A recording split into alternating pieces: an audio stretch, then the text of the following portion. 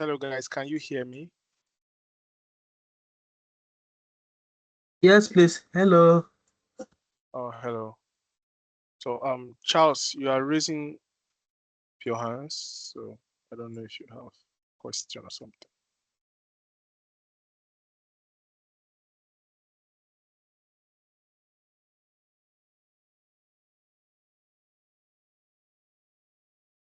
So we have 6 minutes. So let's just wait. Oh, Charles. Oh, okay. So we have 6 minutes. So let's just wait. Can you guys see my screen? Just to confirm, can you guys see my screen? Okay.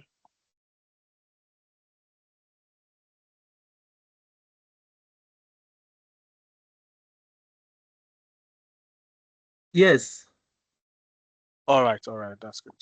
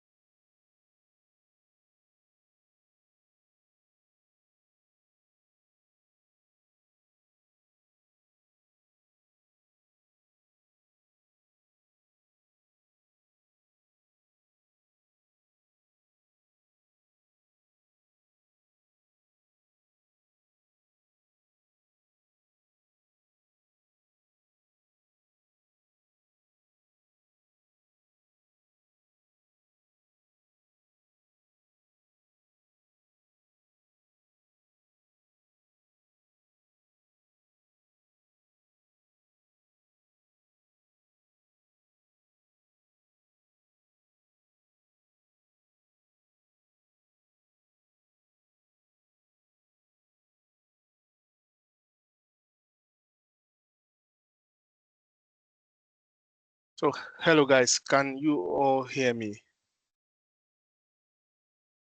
Good evening, sir. I can hear you from my own end.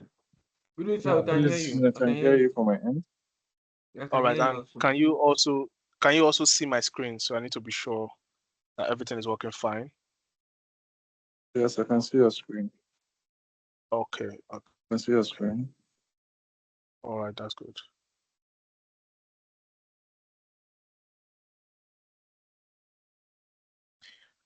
Okay, so wow, bars are quite large. So more people will still join. Okay, so let's start. Others will join along the way. First of all, I want to believe everyone has downloaded Anaconda and Python on their system.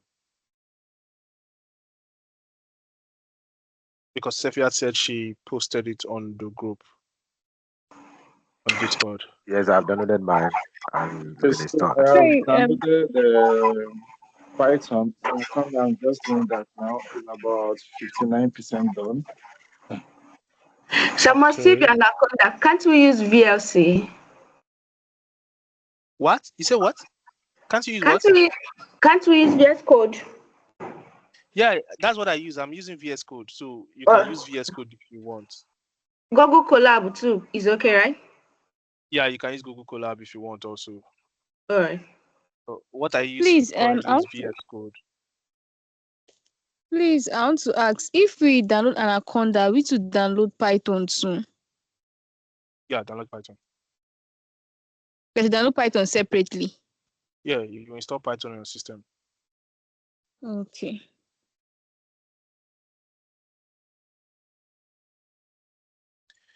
So the links are on Discord for you to download both Anaconda and Python. The links are on Discord, so you don't need to start searching Google, looking for it.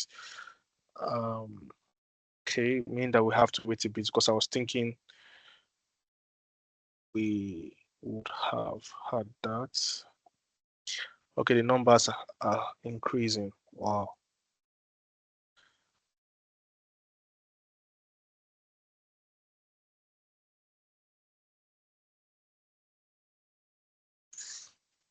Okay, so I would wait for extra 2 minutes, so 8:05. So I don't know if everyone must have.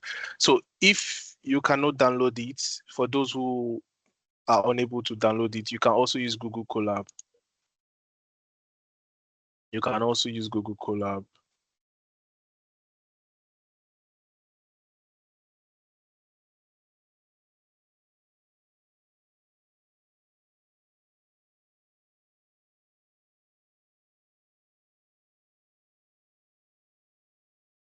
So while you're doing that, I'll make it as simple as possible, and I'll make it direct. So what do I mean by that? It's going to be mainly Python for data analytics, Python for data science, and Python for machine learning. So it won't be like the overall Python scripting. So won't beat around the bush so much.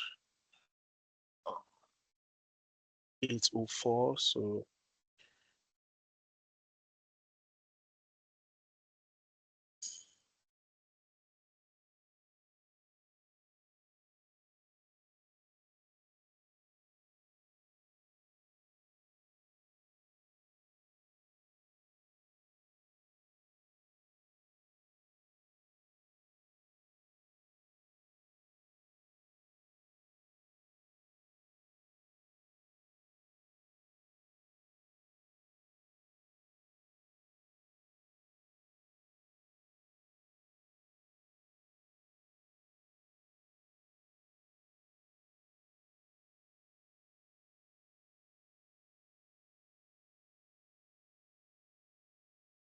it's 8:05. So okay, someone wants to ask a question. Let me see. Modupe. Go ahead, please. Yeah, good evening. Good evening.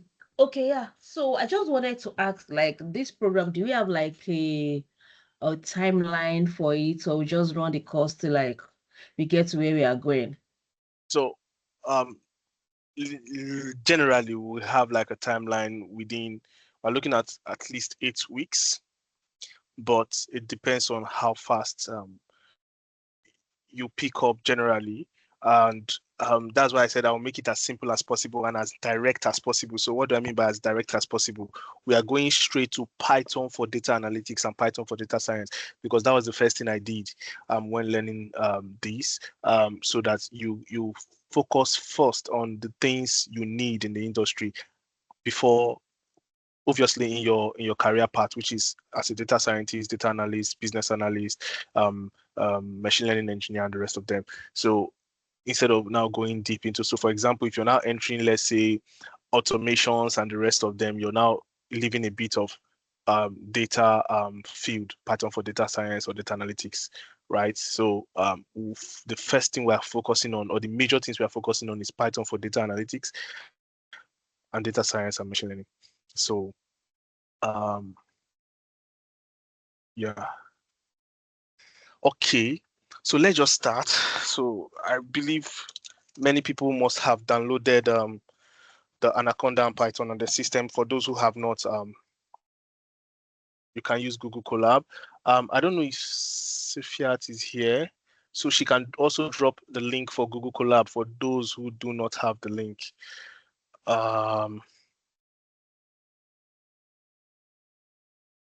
Is she here? Let me see. So that she can drop. So for those who don't, who are not able to download Anaconda and Python, they can now use Google Colab. So let me see if she's here. Else I will try and see if I can drop the link myself. So just a moment.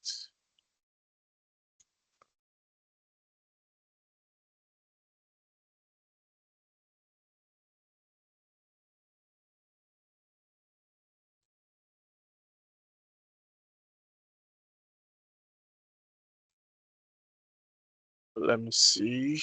I'll drop the link for Google Colab. Okay.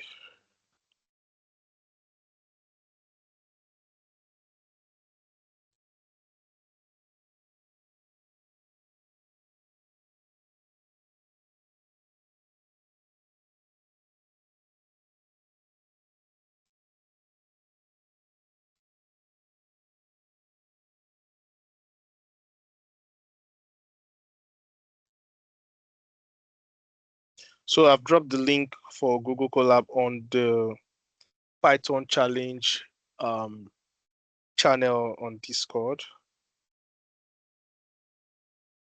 Let me drop it also in general.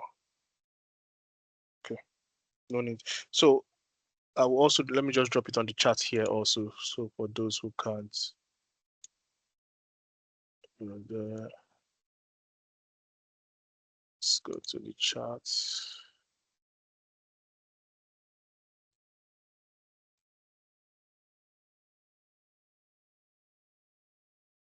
So I've dropped it also on the chat here on Microsoft Teams. So it's on the chat on Microsoft Teams, and it's also on the. So I've dropped it also on the chat.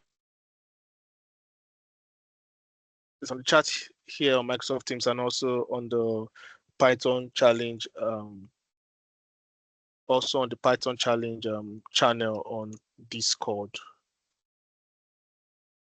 So this Google Colab is for those who can't download Anaconda and Python on their system.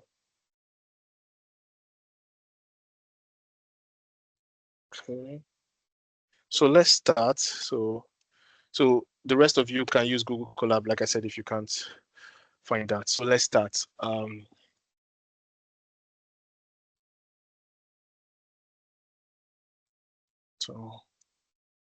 So I'm using VS Code, so you can use any other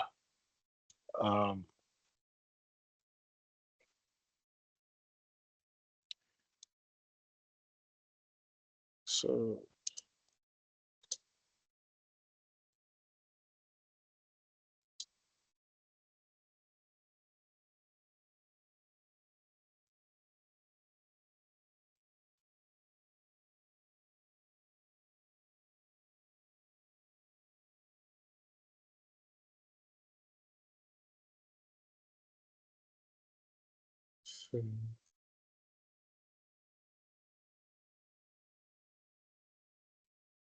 okay. Let us see.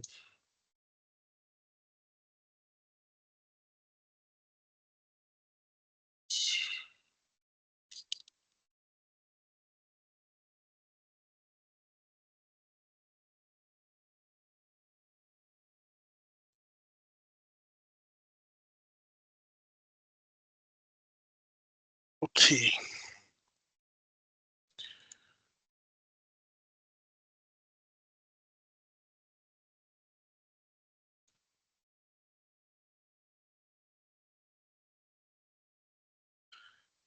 Okay, someone is raising their hand.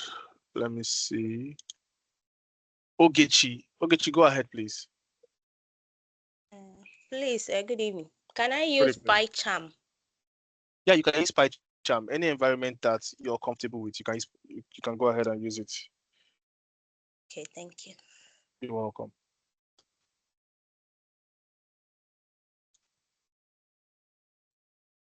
Okay.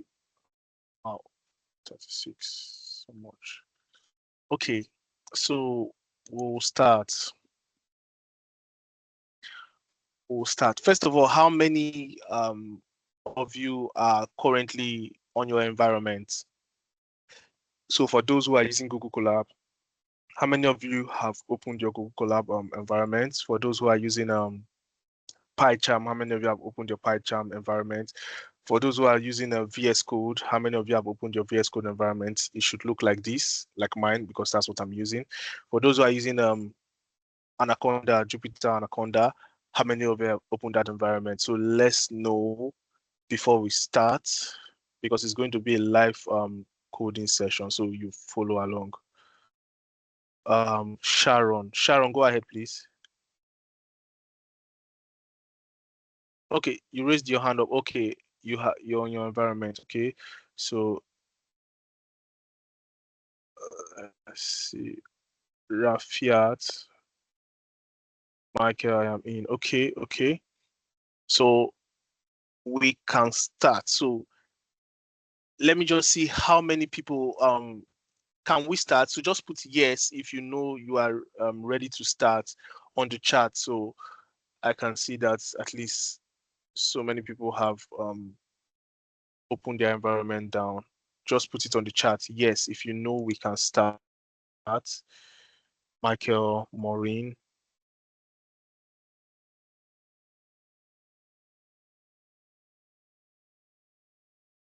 So we have almost 40 people on this. Okay, Peter.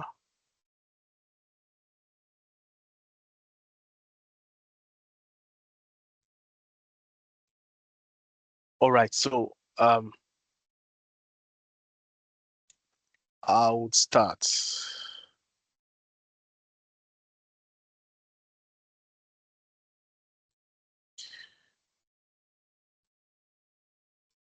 So BK, you are Sorry, raising your please, I have a blessing. question. Yeah, go ahead. Sorry, please, I thought this was like a beginner's class because I don't have any knowledge of Python. I just tell any Python. So I don't know how to use Anaconda or any of these softwares you're using because I've been learning using the Data Camp platform. So I was thinking you would tell us on how to use. That's Okay. fine. Okay, have you downloaded Anaconda? So we can start from there because I was Yes. thinking. Okay. So just a moment.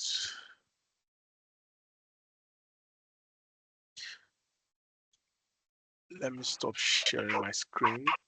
Also, Sir, but, another thing she said, I think you can use today to do introduction and the setup of the environment. Show people how to use VS Code, people using Anaconda. you can use your own distant screen to share and show everyone how to do it. Maybe next time we can start the lecture proper. Thank you. Yeah, so the thing is, what I'm using is VS Code. What I've been using for years is VS Code, and this is just VS Code. You download it, you install it, literally. And so, for those using Anaconda, I would like one person to share their screen, so we can go through it. Then everyone sees it. So whoever has downloaded Anaconda on their computer, so you have downloaded Anaconda and you've also downloaded Python, because the links are there and the links are straightforward. You click on the link, you download it. So it's the direct download links that are there. So okay, someone raised their hands. Modupe, okay, go ahead, Modupe.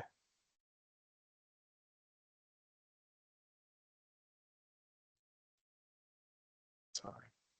16. Sorry. I thought you said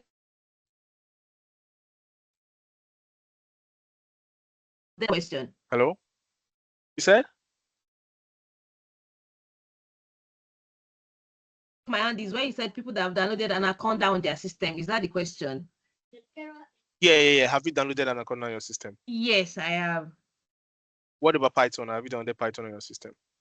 I downloaded the Anaconda Navigator, so I don't have to download Python again. The whole package comes together. Okay, open your Anaconda. Can you share your screen? So that Okay, we'll let use me yours as an see. example, because I don't use Anaconda. Okay. So that everyone will just, see how to set it up once and for all.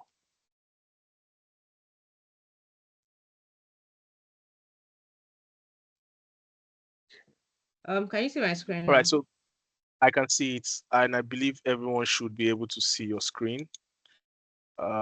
Yeah. So everyone that has downloaded it, I believe this is how your logo should look like. That's the Anaconda logo. So she's opening it now.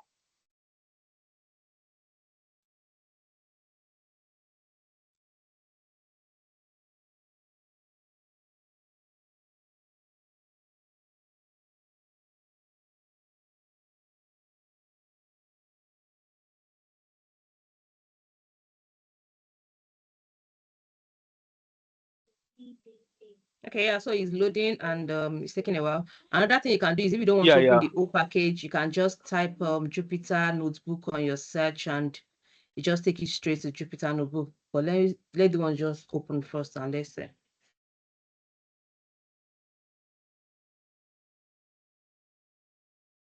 So for those of you using Mac, I will advise, because that's what I did, I will advise you use the terminal if you can do that. But if not, you can just go through this whole downloading of Anaconda, because I don't have this.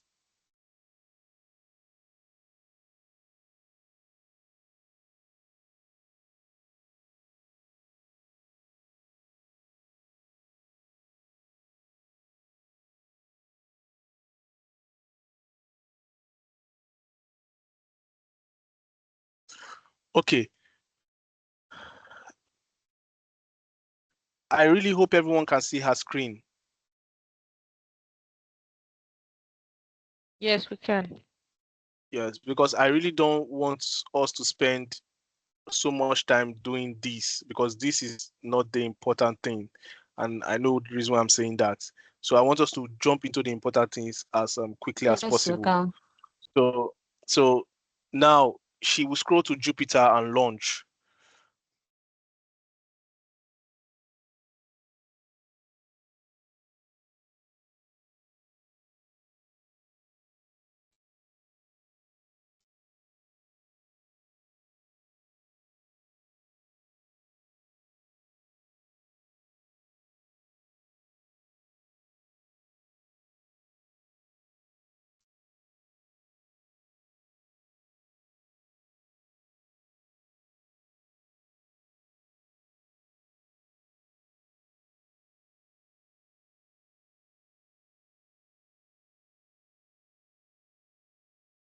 Then when she's done, someone else in the group will volunteer, someone that has someone that's using Google Colab, so the person will also volunteer to show, and so that for those using Google Colab, they will know how to go about it also.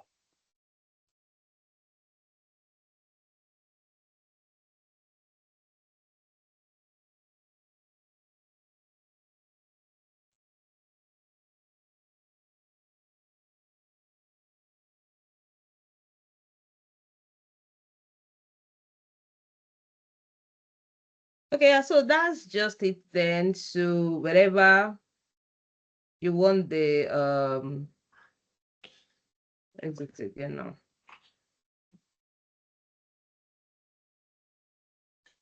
So show them the Jupyter page, like when you open the coding page. Let me use that word. Okay. So this is how it looks like. Like I picked this one from my download. Like I want it to be my download. So this is how it looks like. So this is the page for Jupyter Notebook. Those who use Jupyter Notebook, this is how it will look like for you. Some people use Jupyter Lab. I think similar Jupyter Lab, Jupyter Notebook. So yeah. So any question concerning this for those using Anaconda? So we'll tackle those using Anaconda first before we'll tackle those using Google Colab. So any question, if there's a question, if you can't raise your hand or unmute to speak, then you can type it in the chat. So we'll just tackle this.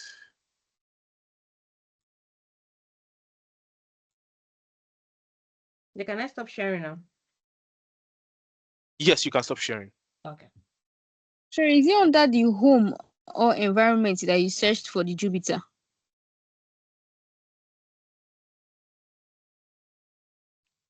No, once you open the Anaconda, just allow it to open. Then you can just scroll down to the Jupyter notes. Then just launch it so that you can have access to it. Okay. Any other question concerning that? Anaconda, for those using Anaconda, we'll soon go to those using Google Colab. So for those using Anaconda, any question concerning that?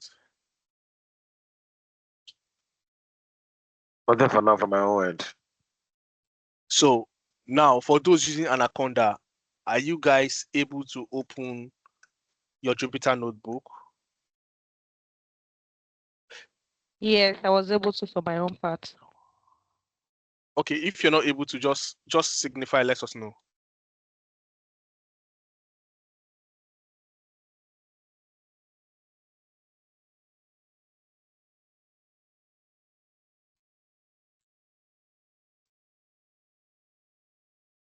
Okay, so I believe, I'm not seeing everyone. 41 here, so I can't see everyone at once. Oh, someone is raising their Kabar. Sorry if I'm not pronouncing your name correctly, Kabar. So what's your question? Yeah, hello, good evening. Good evening. Yeah. I cannot open my Anaconda, and this not my first time of using it. I don't know what happened tonight. I've been trying to open it, but it's not coming up. Okay, did you see the Google Colab link I pasted on the chat here on Microsoft Teams and also on the Python challenge on Discord? Yes, I saw it. Yeah, you can use that also. Thank you. You're welcome. So Bashir, you raised your hands up. Go ahead, please. Yes, sir. Yes, sir. Just to be sure, like we are launching Jupyter Notebook, right? Yes. All right, sir. Okay. So I think for those using Jupyter, they are fine, at least from what we can see here. Wait, sorry, excuse. I've gotten to the Jupyter, but there's a place she clicked that she was able to have an interface where she can write code. So I don't know what she clicked. Was it download or desktop? What did you click? So can you show them again what you did?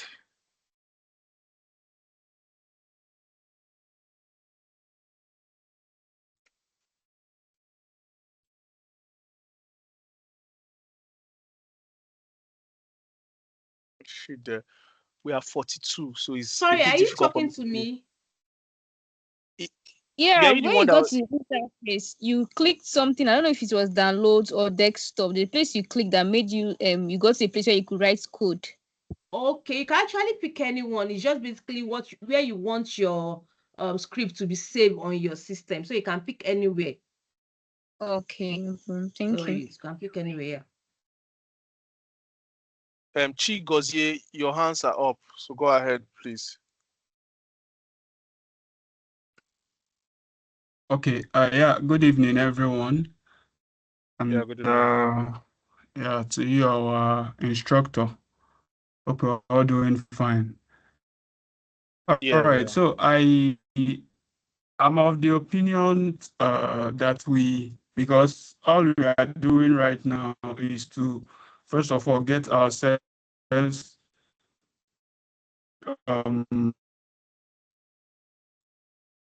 understand? And then tackling all the issues, because believe me, some other persons might still have issues with this. And this is a kind of precious time we don't have now. So I'm suggesting that we go ahead and just use Google Colab for now. You understand? Then later, those issues with launching Anaconda environment and all that can actually be tackled later. You understand, in details. Any of us Yeah, can even take it. Personally, I can even volunteer to teach any other person that wants to tackle any issue he or she is having there.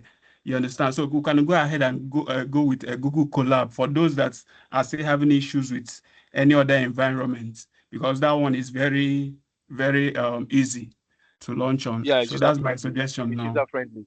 Yeah, that's a good suggestion. So for those okay, someone should share that screen on how to go about Google Colab, so everyone that wants to use Google Colab can use it. So who can volunteer now to share that screen for Google Colab?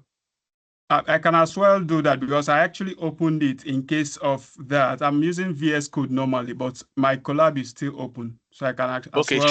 show them in Colab. Show them in Colab. Okay. So please, you can share your screen. So for those who wants to use Colab, my screen is already on VS Code. For anyone that's using VS Code, you can see my screen. And if you're using a Mac, you can see how I use my terminal also, and my different Conda environment, because I use mini Conda. So not Anaconda. So, but for those of you who need them Google Colab, you can look at what he's doing now. Is my screen visible enough now? It's black. Okay, yeah, it's showing. It's showing now. Yeah. Okay. Basically, anyway, I don't know if it actually has an app, but then I use my browser to launch into it. So I'll just start all over. So normally, if you're already logged in your browser, like your Google, your Gmail, you understand, in your browser, as soon as you type collab, which will bring this collab.research.google.com, and then you open it, it brings you to Google Colab normally. So let it load. Okay, this is the welcome page sort of. So when it brings you here, you can just go to new notebook. Let it load. Okay, and here we are. You can just start coding from here. Then after, as soon as you come here, you connect, because normally with Google Colab, you can't do it on your local machine. This is actively connected to their server, so they are the one you're operating with. So you need to connect. So I'm connected now. So normally, if I run any code, I'm good to go. So that's basically that. Colab, you search it, it launches you there, you enter new notebook, after which you can, navigate all through here to save your file, open it later and all that. So that's all that. Thank you. Very much. So any question for those using Colab? Any question for those using Colab? Any question for those using Colab? Okay, I can stop sharing now. Yeah, you can stop sharing. Any question for those using Colab?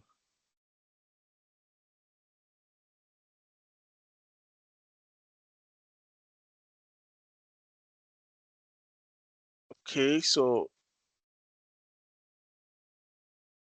we are 45 now, since more people are joining in.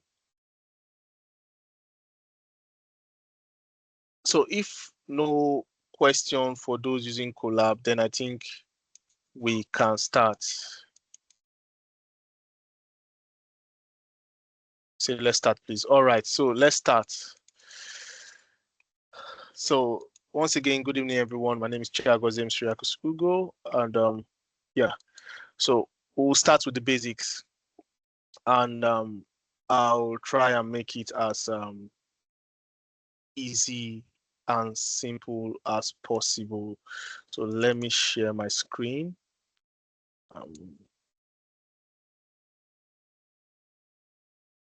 So when you can see my screen, you just let me know. So can you all see my screen? Yes. Okay.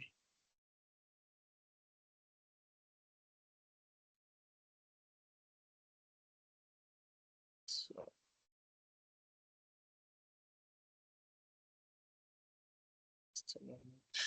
okay, so let's start. So we'll start with the basics. So I know everyone will know the general print statement. So when you're using Python, if you want to display anything at all, you use the print statement generally. So and it's usually, not usually, it's literally always in small letters. So if I say, for example, print, right? If I want to print something, I need to open a bracket. Whatever I want to print needs to be in a bracket. So I'll open a bracket, automatically opens it and closes it. I'm using VS Code, so my environment is different from those using PyCharm or using Google Colab or those using Jupyter or JupyterLab. So yeah. So then you either use single quotes or double quotes. So for example, if I just a moment, if I say I a boy, right? So if you are using, take note, if you are using VS Code, Jupyter and VS Code, or Google Colab, or you are using JupyterLab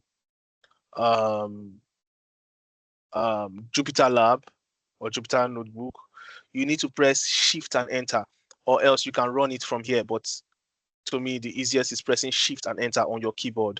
So it runs that line of code. So if you press this, you can see it prints out, I am a boy. Right. So if you do this on double quotes, it's still going to work. So if I change this to double quotes, for example, change this here to double quotes, right? And it's still going to give me, I am a boy. So, but it has to be in quotes. So either use double quotes or single quotes. So this is the basics of Python, literally printing out any statement, right? Okay, someone is raising their hands up. Modupe, go ahead, please.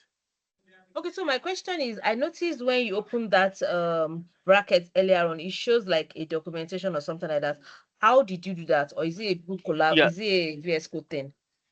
Yeah, because I did it on VS Code, and you can also do it. I think you can do it on Jupyter for those using Jupyter. I can't recall, but like I said, I've been using VS Code for years. So, and also I have different what we call extensions. So if you click here, you see all my extensions. I have different extensions I use that makes coding, smoother for me. Someone is raising up Amarachi. Oh, we have so many hands up. Okay, let's start from Modupe, do you understand that first of all, before I go ahead? Yes, I did, but I don't know. Do you know I can achieve it on Jupyter? On Jupyter, I think if you check the documentation, you should see that. Else you can Google it. If you just Google it on how to use it on Jupyter Notebook, you should be able to see that also.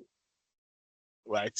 So that's for that. But what you should know, like I said, is you need to have either single or double quotes in your bracket whenever you want to print out a statement. So the next person is Amarachi. Go ahead, please, Amarachi. Please, which extension are you using on VS Code? Is it Python or what? I don't understand. That make your environment to No. look like this.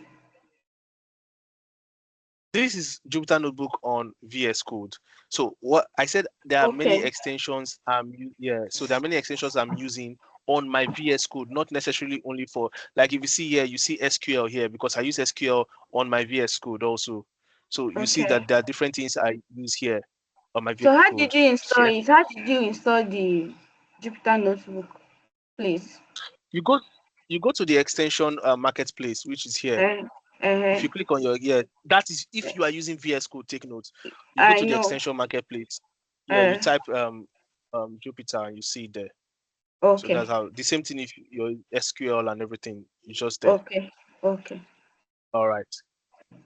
So the next person is Olani Femi. Okay, sorry, good evening. So yeah, good evening. Yeah, so I was going to answer the lady that was asking on Anaconda on how she can actually get that. So you can open the bracket, then start with the I am, or probably just start with it. So it runs that way as well on Anaconda. Thank you. You're welcome. Thank you very much. So did you get that? I think it was Mudupe that asked that question. Mudupe, did you get that? Actually, I didn't get it. Can you go again, Olani Femi, please? So she can. Okay, so if you're using Anaconda, you can just start with print, then open the bracket. It's not a must, it comes in 2 brackets. So you can open the bracket first. Then if you're using a single quote, you can just put the first quote, probably using the shift, or you don't want to use the double quote. So then start with I am with space in between. Then you can run it, then it will come out for you. So you close the bracket once you're done with the 2 quote or the single quote. Do you get it now, Mudupe? Yeah, I'll try it. Thank you. All right, thank you very much. Let me see who else.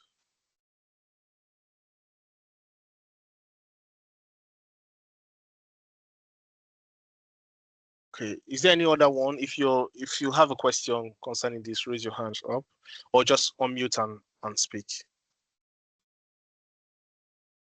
Okay, thank you.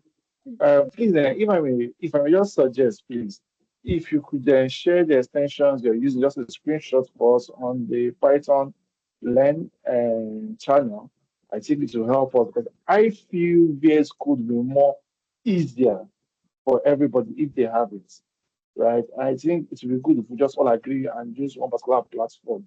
Once we learn on one platform, we can always integrate to other platform. That's just my own suggestion. Thank you.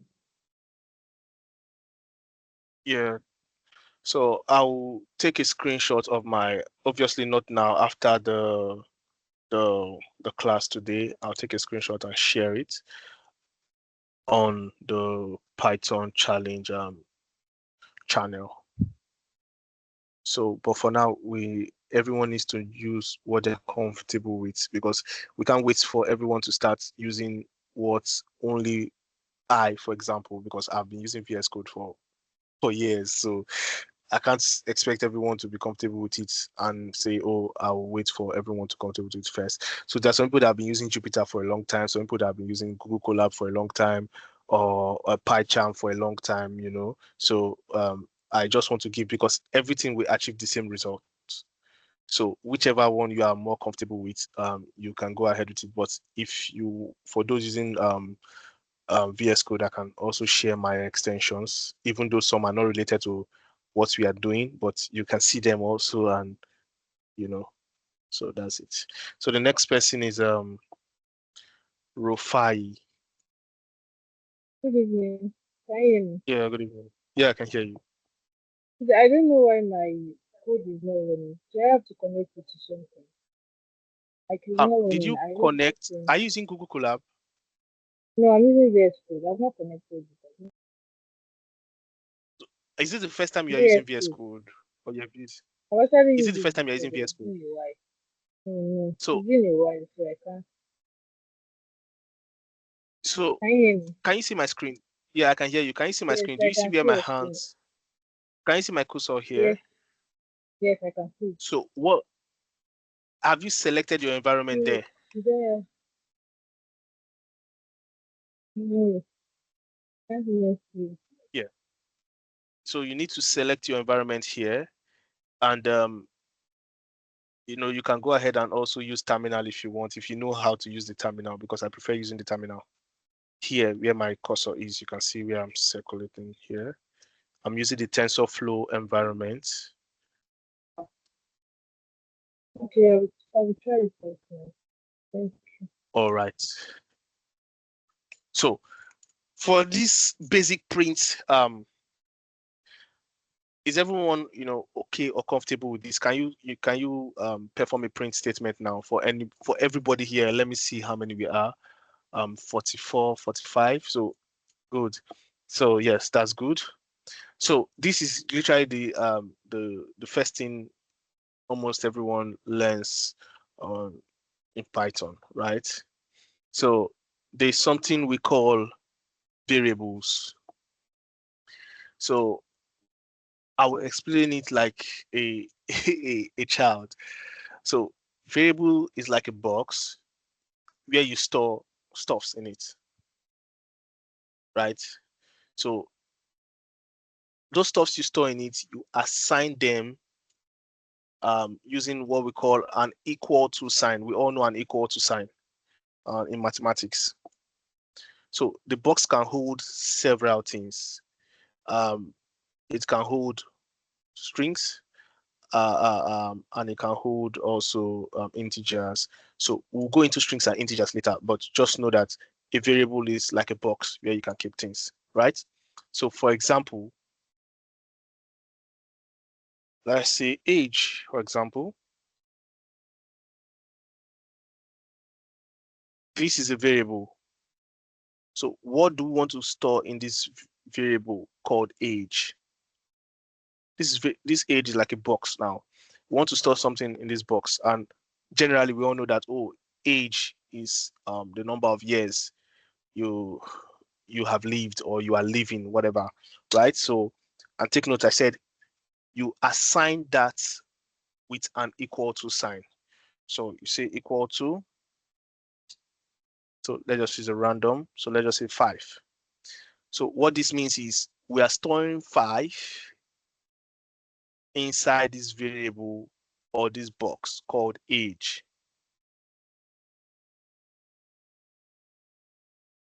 So if we say print age, so we're not telling Python, print out what is inside Chigozie, just a moment. So if we're not telling Python, print out what is inside this box called age, and we enter, you see, it gives us 5. Generally, also, you can also do something like this. So you can also, so let me just copy this and paste it here. You can also just say age, and it to give you the same thing without putting this print and the brackets. So Chigozie, go ahead, please. Please, can you increase the font of your display? I'm really straining my eyes to see what you're doing. Exactly, that's what I want to ask him to. Let me see. This is how I've always been using it. So let me check if this way I can. So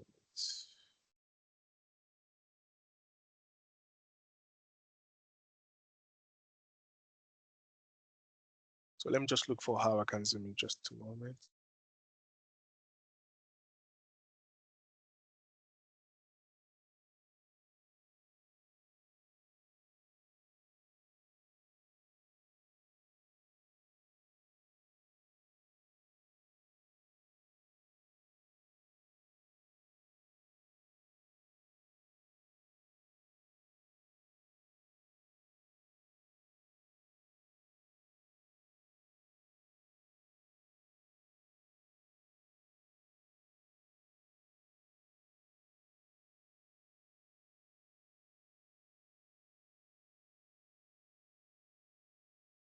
Okay, so can you see it now?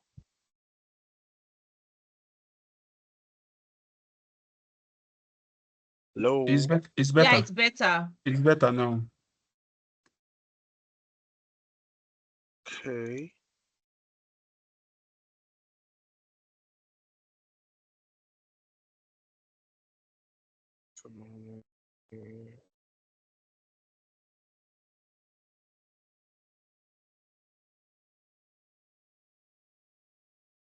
Okay, so let me just close this so it's calm.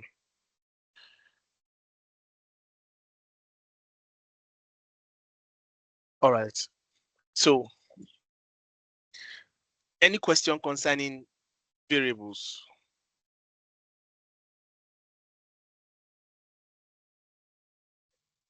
No. No question. Okay. So now the next thing we are going to do is knowing what we call data types. So for example, integers, strings, and the rest of them. So that's where we're going to go next. So let's give an example. So let's just say blocks, for example, right? So we say equal to, let's say 10. So remember, blocks is the variable and we're storing 10 inside blocks, right? So if we say, so take note, what I just did, I just pressed enter to go down. So if we say print, we open brackets and we say type, then we open another bracket and we type blocks. So I'll explain this. And we shift and enter, which is to run. You see, it says class int. So it means the class of this is an integer. So 10 is an integer.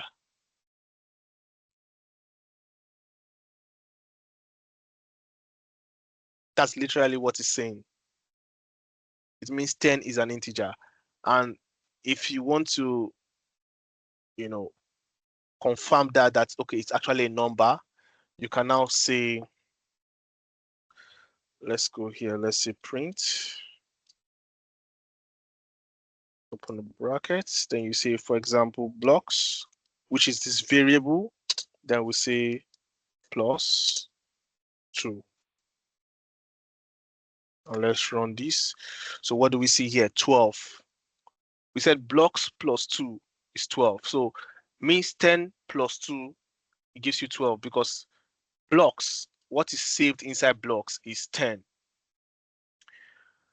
Any question concerning this?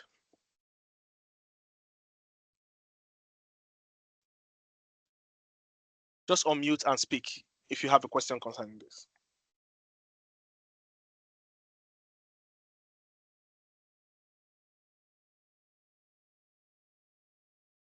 Okay, so I believe. So I want Go to ahead. everything we're doing is okay, but because of people that's jotting this down, I don't know how we are going to write it. It's Or recorded. or do you have a note, a written or a document for it where you share for us to read? No. So this thing is just coming out straight. Okay, but first of all, the classes, I believe they are recorded. I asked Sefiat that, so I believe they are recorded. Yes, I think they are recorded. Right. So for those who use Jupyter or Google Colab or VS Code, you can do what we call a markdown. So for each of these, you can write. So for example, let's go here. So if I put, first of all, let me show you guys something. I believe many people will know this. So we call these a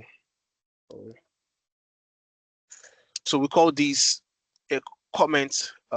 If you want to comment out anything on Python, so I can call this how to print using Python.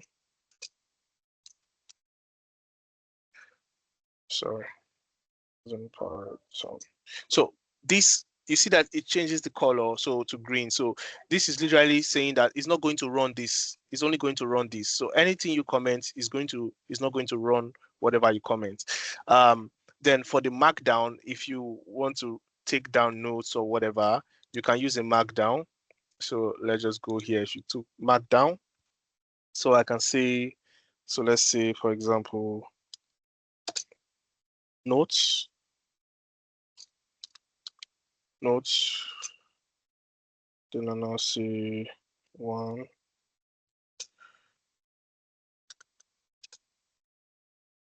variables.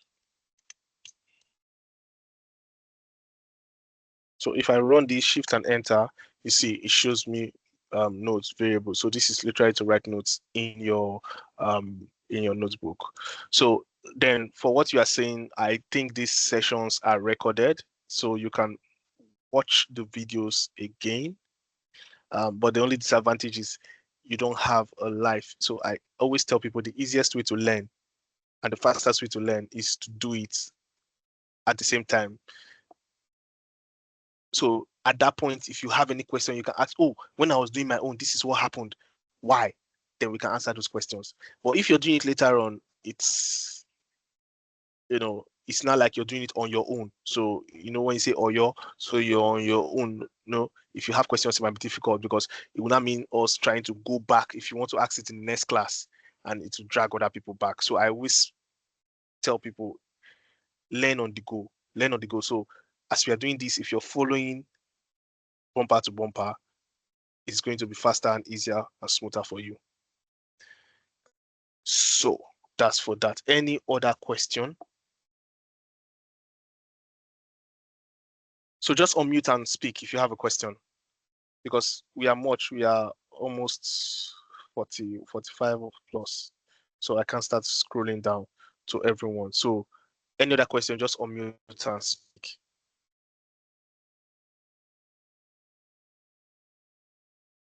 Okay. So I believe there are no other question. We can continue. Okay. So now we now know what an integer is. An integer is literally a whole number. So the next thing we will know is what is called a float. Literally floats are decimals, right? Floats are decimals. So let's give an example. So let's call a random variable, right? So we can pick anything. So let's just say juice, right? Equal to, we now use a decimal, 2.5, for example. So 2.5 is called a float.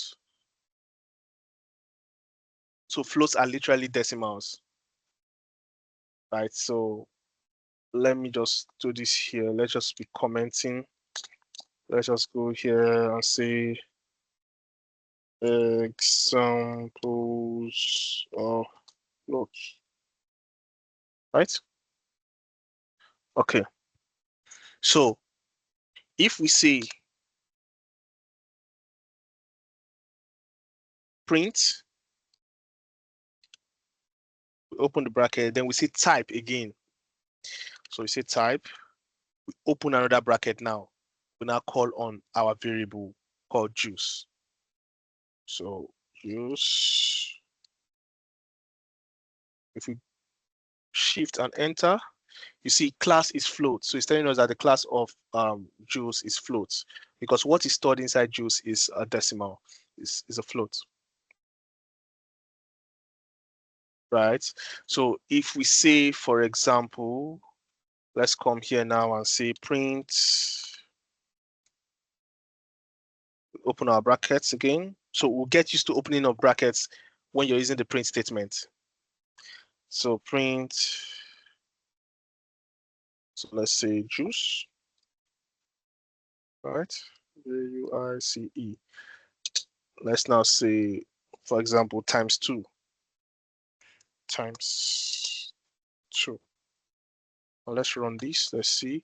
So you see, it gave us 5.0. So now 5.0 is a decimal, is a float. Why 5 is an integer, is a whole number, but 5.0 is a decimal, is a float. So literally that's floats for you. Any question concerning that? Just unmute. If you have a question, unmute and speak. Good evening, sir. Please, my question Yeah, good evening. Is this application case sensitive? So yes, so many things are case sensitive in Python. Many things are case sensitive in Python. We'll get there very soon in terms of case sensitivity. So yes, in Python, so many things are case sensitive. So for example, if I say blocks with a capital letter B, right? Then meaning if I want to print it, I have to print it with a capital letter B.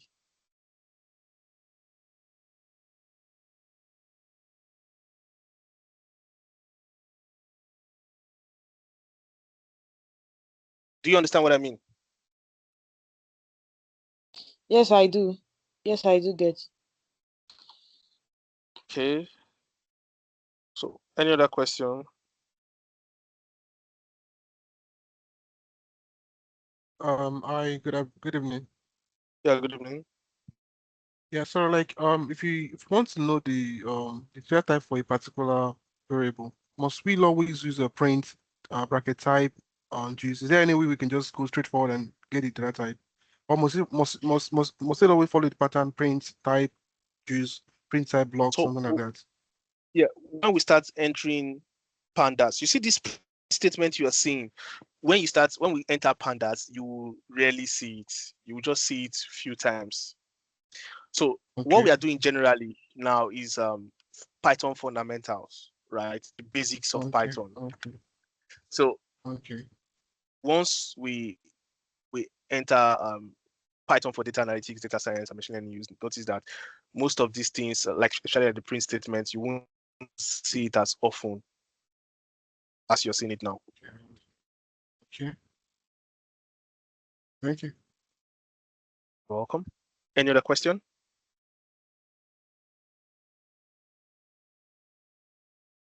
Okay, so I believe that's all. So let's go to strings. So we've talked about integers, we've talked about floats, let's talk about strings. Trust me, I used to say it even myself when I was learning Python. The most boring part of Python is the basics, which is what we are doing now. So now, trust me, it's going to be really boring because but once we start using Python, so Python for data analytics, for example, you're not seeing what you can achieve using Python, then you'll appreciate it more. So let's go to strings. So comments, examples, strings. Okay. So let's give another variable. Let's call it name, for example. So equal to. Now we can now save, a string in this variable or inside this box. So remember, I said the variable is like a box where you store stuffs in it. You can store integers, you can store floats, you can store strings. So let's just say, and take notes. Another thing you should take note about strings is this. Strings is quite different from floats and integers. So floats and integers, you really need what we call quotation marks, for example, single quotes or double quotes, which you can see we didn't use that there. But for strings, you need to use that. So you can either use single quotes or you can use double quotes. So for example, let's just say we want to save a string in this variable called name, right? So we'll start with a quotation mark. So we can use single or double. So I will use double, right? So don't mind mine. Mine because of the way I set my VS Code, many things are automated, so it comes automatically. First of all, you have so many extensions and settings, and so it's not like a big deal. So, but just in case yours brings only one quote, you can put once you're done typing whatever you're typing, you can put the closing quotations. So that's just for that. So let's just say, what do we say now? Let's say Luna Descartes. You can put anything there. So just an example, right? Now this is a string. Okay, Amarachi, go ahead, please. And when we started, you say integer is a whole number. Floats are decimals. Now string, what is string? The alphabet, literally. Either blocks of alphabet, single or sentences. Luna Descartes is a string. If I put only Luna, it's also a string. If I put only D, THE, it's also a string. If I put only cat, it's also a string. It's okay, thank you. You're welcome. So if we say print,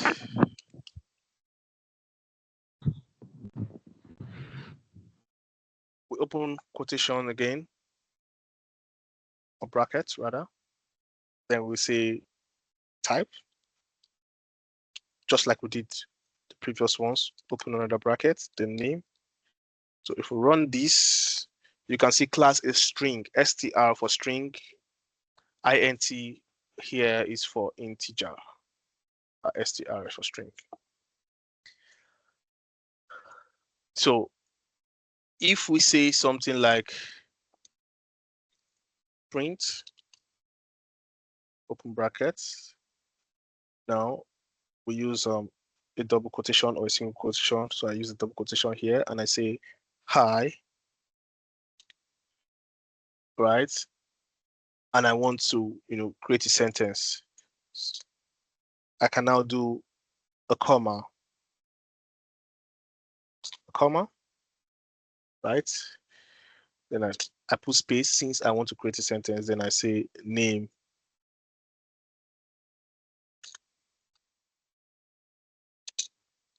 Name. Sorry, the comma here. Name. So now let's see what happens. So if we run this, you see, hi, Luna Descartes. So what did we do here? Hi, a comma, Luna Descartes, because we called on name. So what is saved in name? Luna Descartes. Amarachi, your hands are up. No, sir. No, sorry, sir. Okay. So any question concerning this?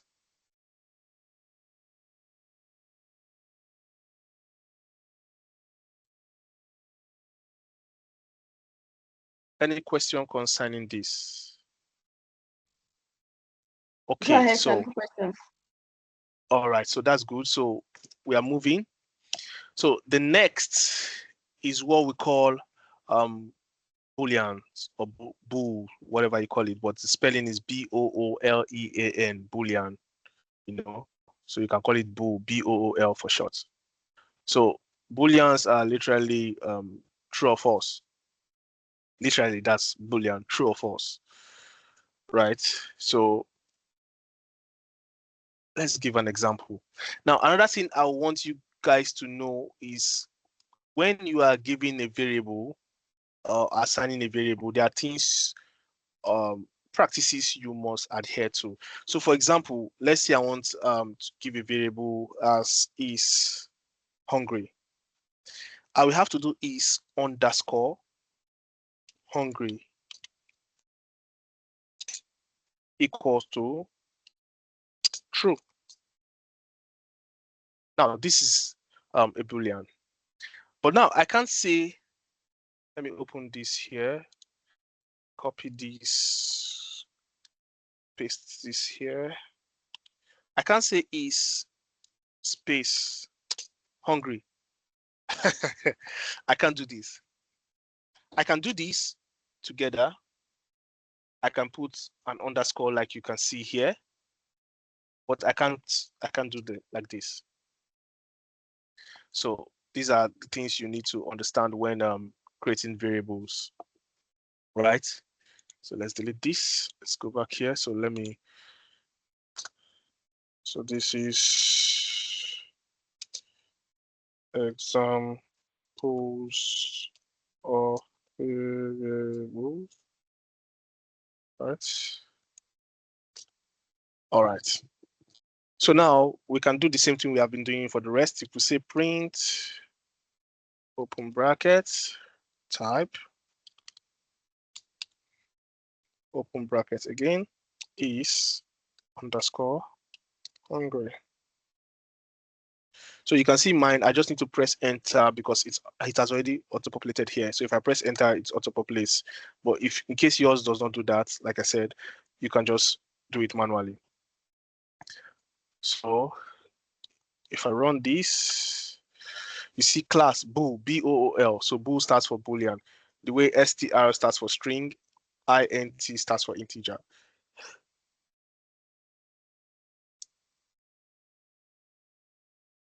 Right? So we can print out this statement with that. So if we say print, open bracket again, your quotation marks, double or single, and you say, let's say snack time, like a question, right? Now, see what I'll do. We use if. So if is underscore hungry, which is our variable name, else, open your quotations, because we want to enter in a string again. Take no strings, you usually put them in quotations. Play more. So we can put an exclamation mark if we want, right? So let's run this and see.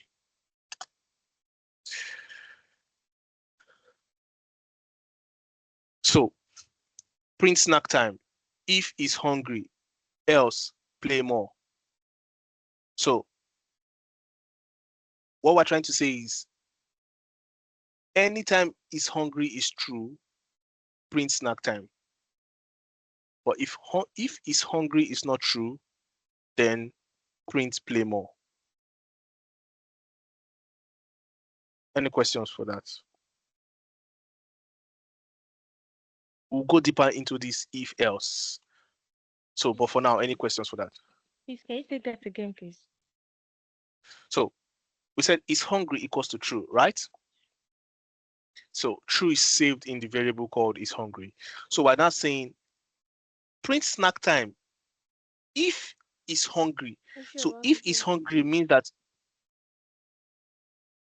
So if is hungry means that if is hungry is equal to true.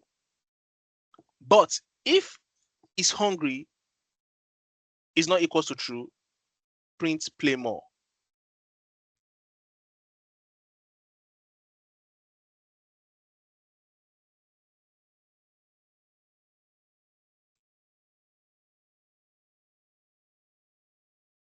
Is that understood? Yes, thank you. Yeah. All right. So like I said, we'll go really deep into this if else in the way you understand it. You understand it better. So any questions for now generally, else we move ahead.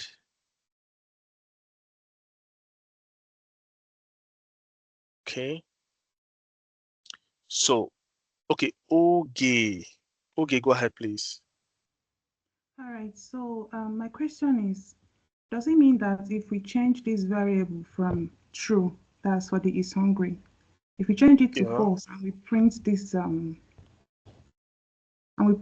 thing that you wrote here, is it going to bring out Is it not going to bring out the order like play more instead of snack time? I've done it. Look at it. I've done it. Oh, okay, okay. All right, thank you. You're welcome. Any other question?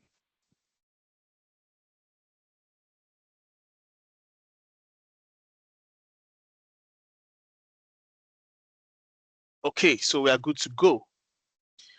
So now let's perform some arithmetics. Oh, someone has a question? Okay, so let's perform some arithmetics. Like I said, this is the boring part. This is the boring part because they are the basics. I know most of you already know all this, so but we'll soon get into the main part. So yeah, so let's get into some arithmetics, right? So let's say, for example, let's say apples, right, is equal to 4, right? So let's say oranges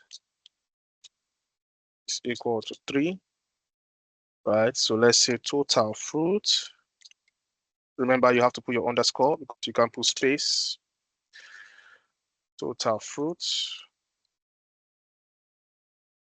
T is equals to apples plus oranges.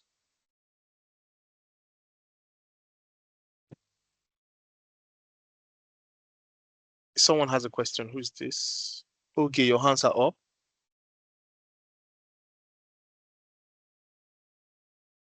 Okay, so let's go ahead. So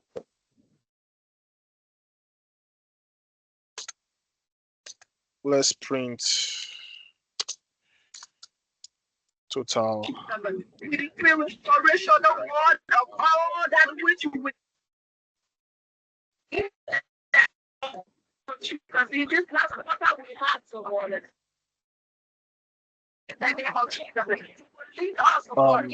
Can you please mute yourself, please? Hello, who's that? Okay, thank you very much. Yeah, so if we say print total fruits, we have 7.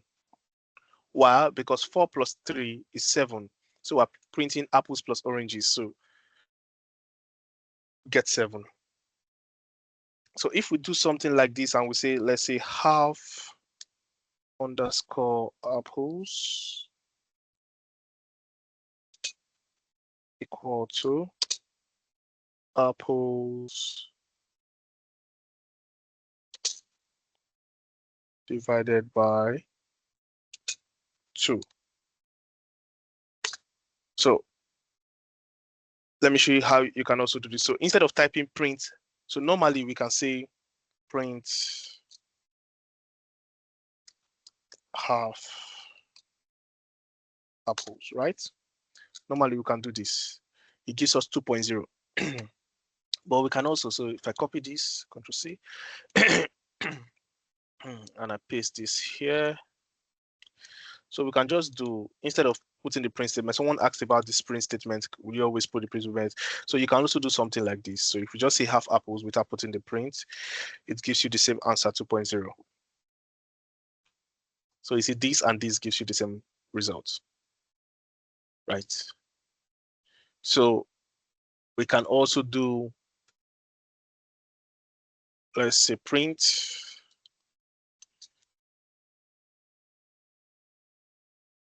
two. So if we want to say 2 raised to power 3, for example, we use the asterisk sign twice. So if we run this, it gives us 8. So 2 raised to power 3 is 8. So if you also say print 2 times 3, you use the asterisk sign just once, it gives you 6. So if you say print, let's say 8 minus 2, it gives you 6. 8 minus 2 is 6, right? So if you say print 2 plus 2. These are basic arithmetics with Python. So 2 plus 2, it gives you 4. So we've done division. Where's it? We've done division here. We'll do it again. We've done multiplication, which is this. Then we've done powers, which is raised to Sorry, power. please, I have a question. Sorry. Yeah, go ahead. Go ahead. Sorry. Please go back. Can you please go back to the apple? Have apples. Okay, just a moment. Sorry.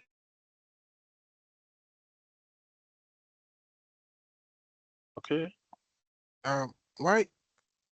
I mean, why is it giving us floats data type? Why not integer? Since apple, since what is stored in the apple is an integer, so integer divided by integer, it's not meant to be integer. Why give us float in what's So called data type? it is because of the kind of division we used. So you see this one stroke, it gives you a float. So I will show you that now. So let's go here. That's a very beautiful question. So let's go to division now. So we'll see more of that. Just a moment. Let's see. So let's see.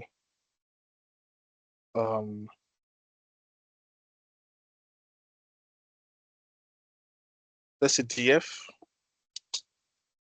equal to let's say 14 divided by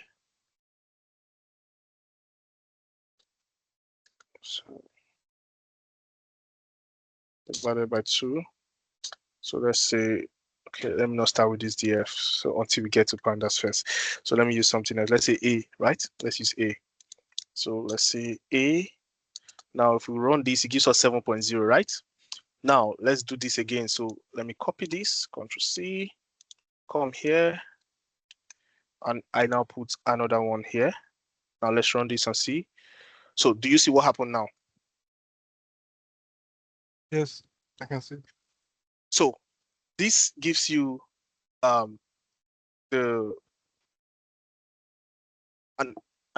float, right? Or what we call a decimal. Decimal, yeah. Why this gives you the whole number before the decimal, which is 7, which is the integer, yeah. So if you do this now, for example, let's copy this again. Now let's change this to this, right?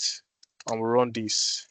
It gives us 0. So what does it mean? It gave us the remainder, which is 0. So it's better. Let's use the one that will actually give us, let's say 14 divided by 3. So by 3. So let's do this first. So we say 14 divided by 3 is 4.66667, right? So let's copy this again. Ctrl+C, come here, paste. Now let's do this. So this should give you 4. So it gives you 4, meaning that it gives you just the whole number before the remainder. So if we do this again, Ctrl+C, come here, and we change this to percentage. Now it gives you the remainder 2. So it means it's 4 remainder 2. So 14 divided by 3 is 4 remainder 2. So 3 times 4 is 12, plus 2 is 14. Yeah. And any question? Thank you.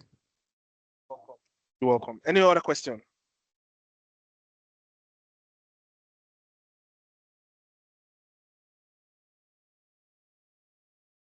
Okay, I think we are moving. That's good. That's good. We are moving. All right. So now let's start entering the, interesting part a bit, So, but before then, hope everyone is also following, like trying to do these same things on their system. So if you're using Google Colab, if you're using VS Code, you're using PyCharm, you're using Jupyter Lab, Jupyter Notebook, whatever. Hope everyone is doing this same thing. So like I said, it's easier and faster for you, better for you, when you are learning on the go. So that when you are revising later on, you're just literally refreshing your memory. But it's different if you're just looking, then later on you're not starting afresh, it's going to be a bit difficult. So, and that's why I prefer a live class, a live session where we code live. You see it live, the coding is live, and you do it. You follow along, right? All right. So let's go into what we call inputs and outputs. So what is input and output? You tell Python, do this thing for me, and it does it for you. What do I mean by that? So let's give an example. So let's say, for example, this is a variable name, equal to. Now, what do we do for this? We say input. We put input. We now open our brackets.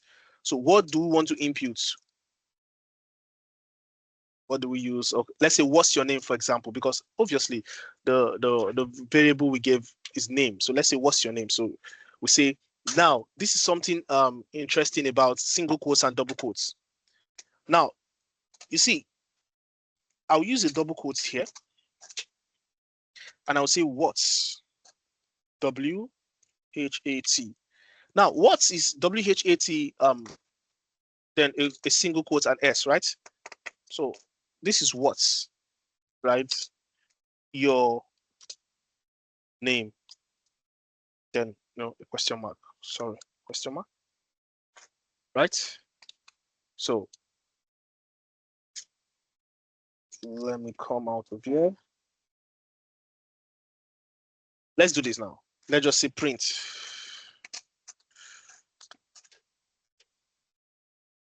Print. You open your brackets. Hi. Come on. Come out of this. Then you say name.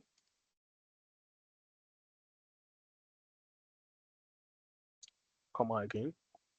So you also put a comma here. So anytime you see this red, what do I call it now? Should I call it a symbol? This red symbol, it means there's an error somewhere on that line of code. So you correct it. So it means we should have a comma there. So it's a name. Back here, put a comma, and we close this, right?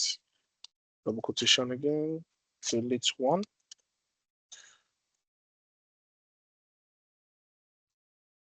So it's still showing that. So now let's look at it.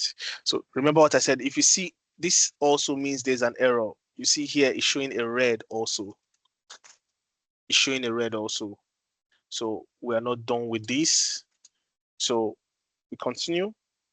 So let's say an exclamation, right? So we say you are awesome.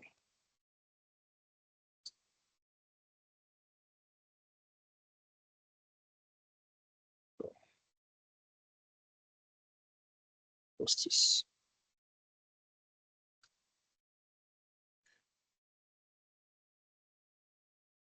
So what we're trying to say here is hi, you input your name, you now say you are awesome. So for example, hi, Alex, for example, you are awesome.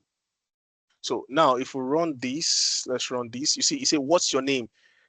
Press enter to confirm. So I need to put in my name. So let's use Alex. So if I say Alex, and I press enter. So you see, hi, Alex, you are welcome.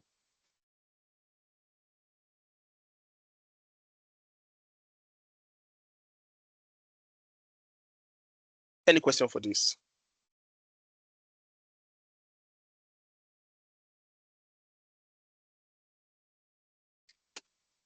Sorry, please. I didn't get the part where Alex entered. So I'll run this again. So if you run this, take note. I told you inputs. It means you want to get an input that will be outputted. So you're telling Python that if I input this, output this. So now you put input, then you put what's your name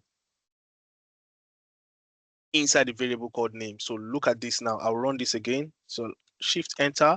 So are you seeing the top of my screen? Can you see my cursor? Yeah. Sorry, this is covering it now. So now, what's your name? Press enter to confirm or escape to cancel. So if I press Alex, okay, let me just use who asked this question, please? I'm the person. Yeah, let me confirm your name. Abdusamad. Oh, it's quite long. Okay. Just say Abdul. Abdul. Okay, let's use Abdul. That's shorter. So come here, you type Abdul. Is this correct? ABDUL. Yeah, right? yeah, it's correct. Yeah, it's correct. So Abdul, then if we press enter, it says, "Hi Abdul, you are awesome." Thank you. Thank you. You're welcome. Any other question? Just unmute and speak if you have any other question. Because you guys are so much, so I can't see everybody. Oh, Yeah, so I have a question. Okay. Yeah, so Go ahead. you know, print. Okay, the way print, everything is in a quote. Everything is whether a single quote or a double quote. Now, while I'm looking at this, it looks like okay, the I has double quotes. Then the "you are awesome" as like is in quotation as well. But in my head, I was thinking everything in a print should be in quotation. Because when I see this now, they are not like, I don't know whether you can explain this quotation. That's just my question. Oh, okay, that's good. So you see the name is a variable. So the variable should not be in quotation. So I will explain this now. So let's come here, code. Beautiful question, really beautiful question. So let's say, what's your name, please? The person that asked this question, what's your name, please? Modupe. Oh, that's also long. So can we use Dupe? Is that fine?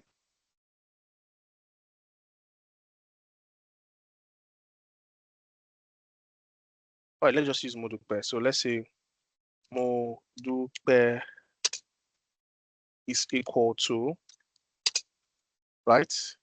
Let's say Modupe is equal to 5. So when we want to print Modupe, we don't use quotation. We just say print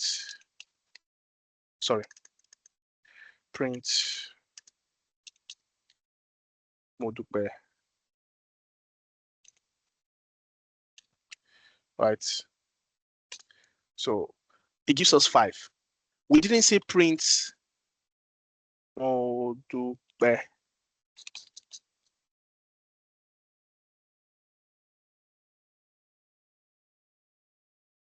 If you say print Modupe, it's going to print Modupe itself because you're saying just print this word called Modupe. But if you want to print a variable, you don't use the quotation marks. So if I remove this, upgrade this, gives us 5. Do you understand?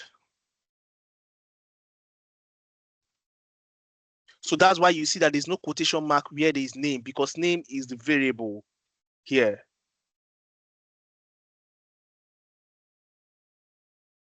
So Modupe, do you understand? So let's know before we move ahead. Yes, I do. Thank you. You're welcome. Sir, So I want to ask something. yeah, go ahead, please. Okay, so this name, could we have imputed Alex or Abdul right from the start, or we still like need to just input it like that and wait for the system to ask us? Yeah, so you can do that right from the start.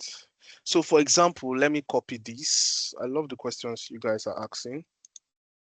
So let's copy this. So if you say, now, instead of doing this input, if you say delete all this, right? And you say Abdul,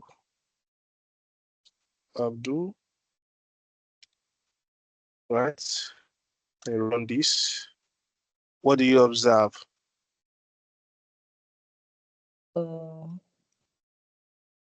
It gives you the same results. Yes, sir. So the reason for this is because you want to have the power. What do I mean by that? So this now is already fixed. But this now I can put whatever I want. So if I go here now and I You see this now, if I keep on running this, it will keep on giving me the same, hi Abdul, you are awesome. But if I run this, I need to put a name here. So I can change this now. Before it was Abdul, I can change this to Modupe, and I press enter, and it tells me, hi Modupe, you are awesome. Do you understand? Yes, sir. Thank you, sir. You're welcome. Any other question?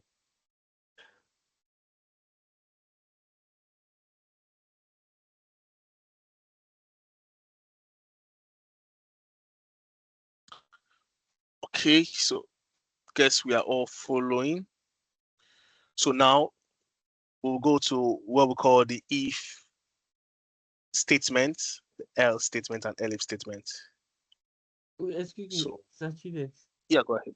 Yeah. I ran this same code, the what's your name, hi name, what you're welcome. And when I printed it, everything came out with the what's your name, then hi name, you are welcome. It didn't come out like your own that just says hi Modupe, you are awesome. So did it bring out where did it? Yes, because did you use the input? Yeah, input statement. Input what's your name? Print. Okay. Yeah, it did. Mine is like that too. Same here. So It's not. Giving us, what are you using? Down. I'm using Anaconda. Okay. Maybe so it's let's just make Anaconda. it easier. No, I don't think so. So I will stop sharing. And one of you that has this issue should share your screen. So let's see exactly. I want you people to understand this thing. So I don't want to jump it.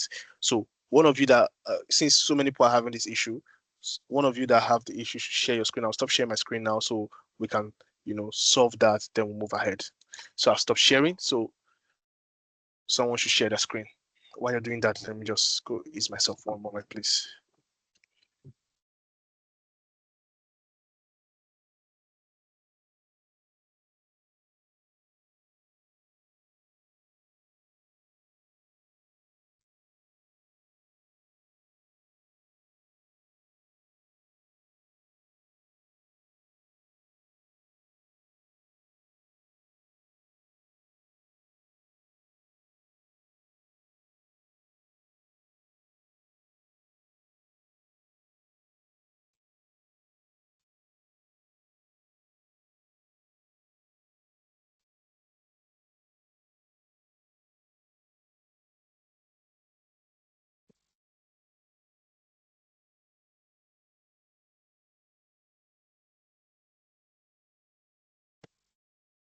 So I'm back. All right. So hello. So sorry, I'm back now. Okay. So let me see. So name equals to impute the name.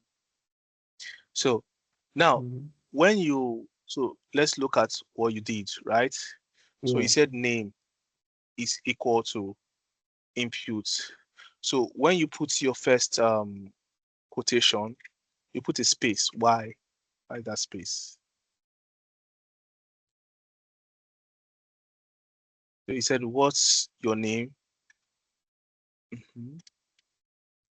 Also print.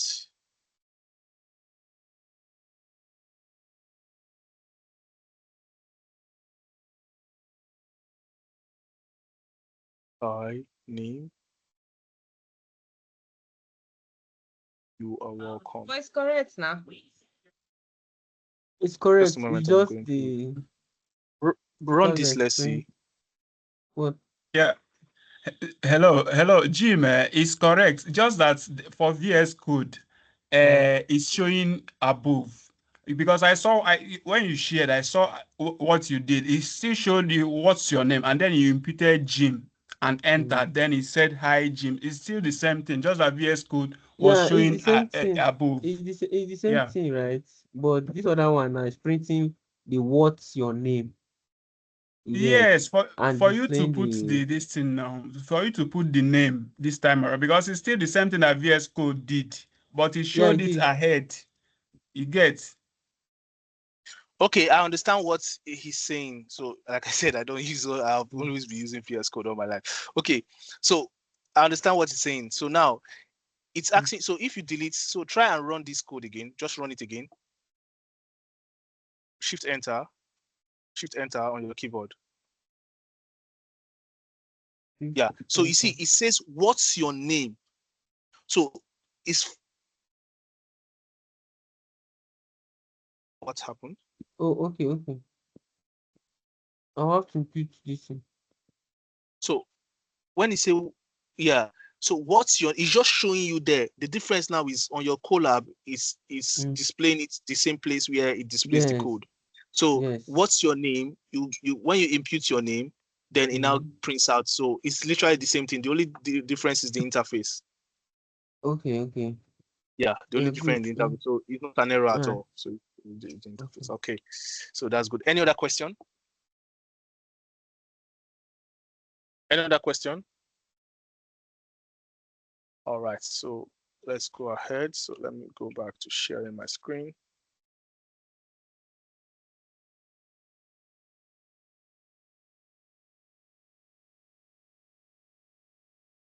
So can you see my screen now? Yeah. Okay.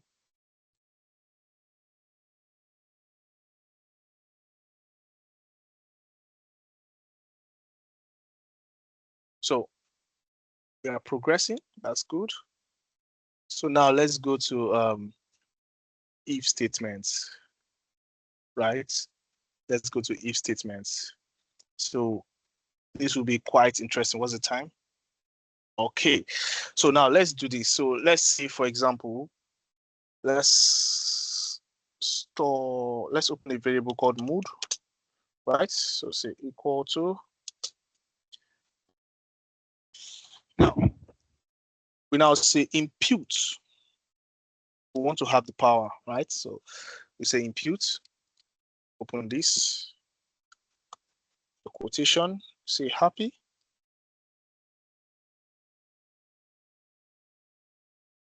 Or sad. Then we can end it with a question mark. Right? So now what do we do? So now, because this is case sensitive, so we say dot lower, so that no matter how we put it, it will give us the result. And I will give you an example of what I mean by that. So now, once you start using words like this, so I will give you an example. You understand this better also when we go in pandas and Python for data science and data analytics. You have to put open and close brackets. So you will get used to this. You see this kind of statements that ends with open and close brackets.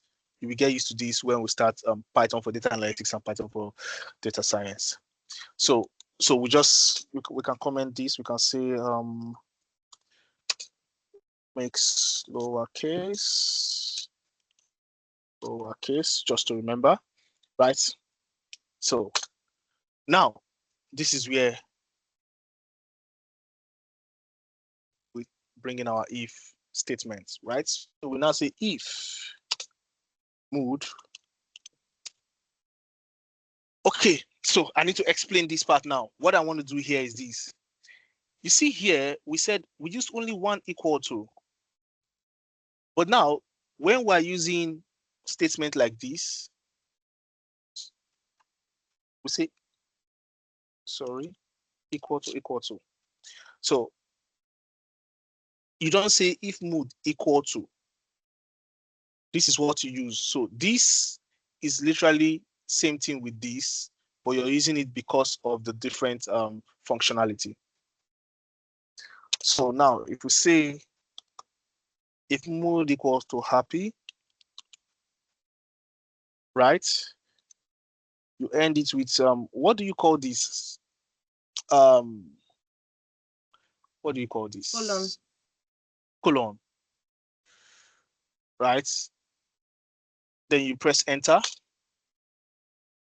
You can now say print, open brackets. Let's print whatever. Let's say yay, for example. Yay. Let's put an exclamation mark. Let's say dance.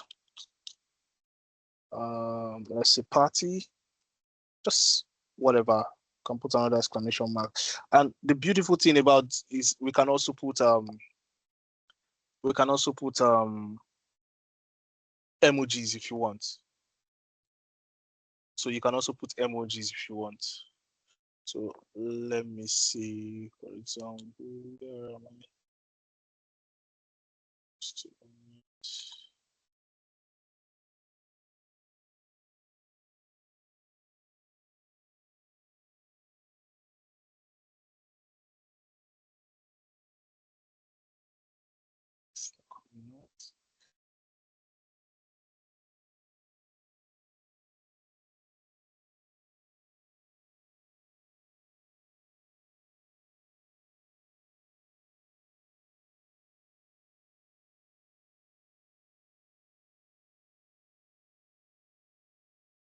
I can't find my emojis. Okay, but you can also input emojis if you want. We can, let's just Google one and copy it. Just a moment. It's my phone.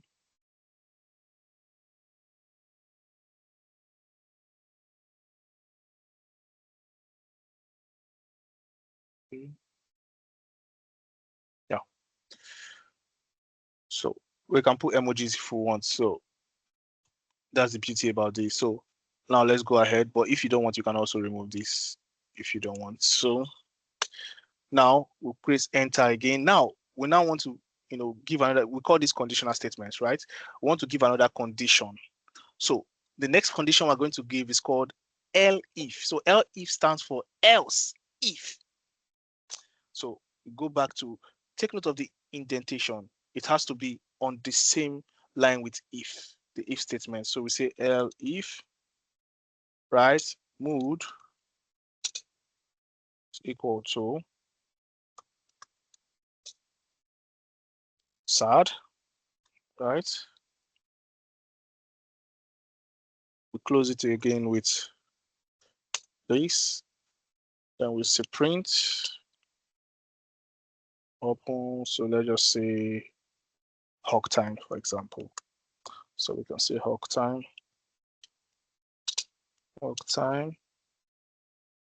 right? And put exclamation mark if you want. So let me just go to Google. Let's go to Google and get emoji for this. So it looks more interesting. My phone. Okay. So we can see. So it's not necessary if you don't want emojis, right? So now we want to give a final condition. So we say else, right? What do we want? So we can say print, brackets, and say tell me more, right? So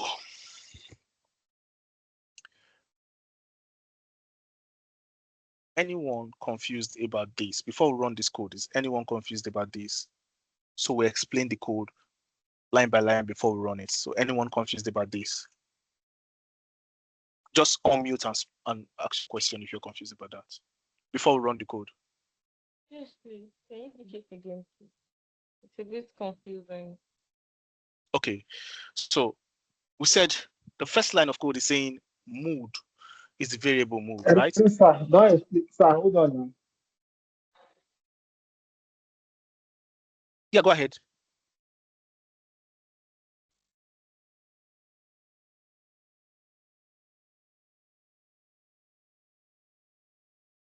No, I just want to just suggest that since we'll be teaching, at least just asking of us to explain the code. Let's see if we are all following. So it will be you do all the talking. Let's make it interactive and fun. So we're not as sleepy. That's what Okay. I just want to say. Yeah. Oh, okay. That's good. That's good. So okay. So who can explain this? What I just type now? This code, this block of code, line by line. So line by line from the first one, which is the mood, which is the variable name, to the last else statement.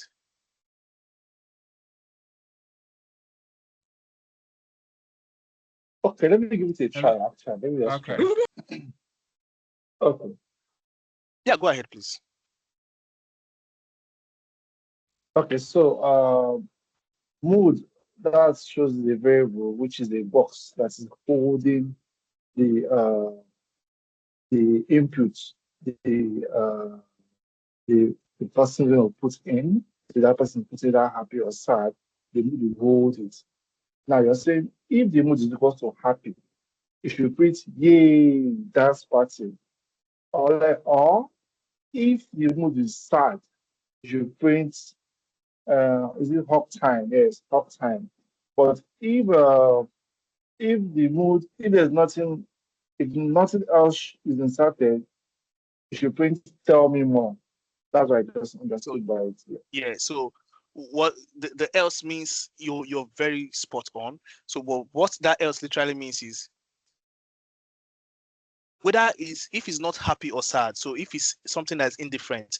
So if it's something that is let's say you just type warm, or you just type 29, or headache, right?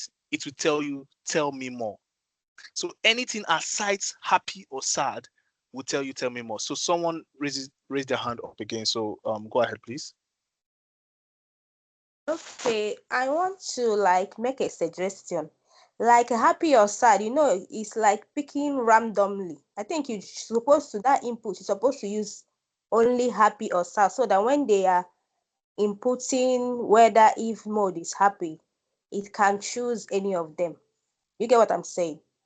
Like the happy or sad, either you use one of them, not both of them, because you're not using randomness to pick any of the answers.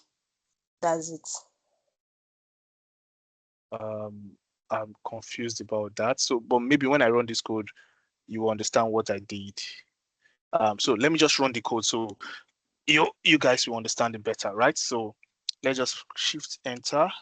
So it says happy or sad. So it's asking me now happy or sad. So let me say happy, for example. So if I say happy and I press enter, it say yay, dance party, right? With this emoji, right? Let me run this again. If I run this again, he asks me the question again, happy or sad? And I put sad and I press enter. It says hug time. Now, let me run this again. If I run this again, happy or sad, then I put something like headache. Headache. It says, tell me more. Do you understand? Okay, yeah, so I have a question. Yeah, go ahead, please. Okay, so my question is, instead of being specific about happy or sad, is there a way we can do like, okay, the input should be tell me your mood. Then if it's happy, is this, if it's sad, if it's any other thing, then else, you tell me more. Is that possible? Because I did that and my code is giving me error. No, you can do that. So if I say print, let's say tell me your mood, input, tell me your mood.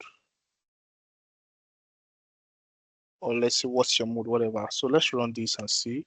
So you see, it shows tell me your mood. So if I say happy, enter, yay, dance party. If I run this again, it says tell me your mood, and I say sad, hug time. If I run this again, tell me your mood, and I say Alex. Tell me more. Do you understand? Yes, because I did that and it's telling me happy is not defined. Okay, yeah, I've seen it. It's not in quotation mark. Okay, thank you. Yeah, you're welcome. Any other question? People are raising up their hands, so just unmute and speak.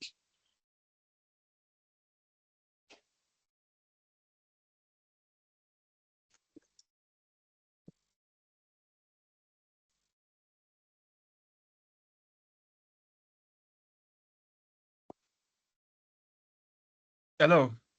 Yeah, go ahead, please. So just to be sure, that dot lower, is it that your input, regardless of the fact if it is uppercase or lowercase, that it will run, or is it that if you put it, that what the output must be in lowercase? I don't know if you get the question. Is it that you get can your put question. any case? So that's it. So let's run this. Let's run this. So it says tell me your mood. So let's say happy. So press enter. Yay, dance party. Right? Did you see what I did? I'll do it again. Look at is this capital letter or lower letter? Is this upper or lower? What I typed? Upper, good. But what did he give me? Yay, dance happy, right? It still gave me the same answer. So now let's change this to upper. Sorry. So upper now, right? So let's run this and let's say happy. So did you see what happened? Yes. Tell me more. Why? Because it didn't recognize that.